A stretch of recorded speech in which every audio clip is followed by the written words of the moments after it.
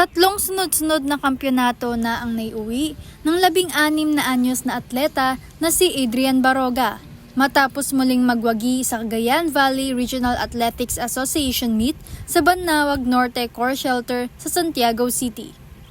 Nakakuha ng kabuuang 1,250 points na may 8 bullseye si Baroga, dikit na dikit sa 1,247 points nang nasa ikalawang pwesto mula sa Isabela na si Marcos Guzman.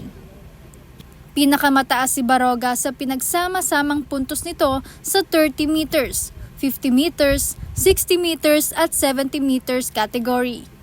Ayon kay Baroga, tuloy-tuloy ang kanyang naging pagsasanay para sa laro ngayong taon. Lang po na mag-shoot and then kahit wala pong competition, just mag-train lang po na mag-train. And then confident naman po ako na makuha po ulit yung rank 1 this Sobrang po.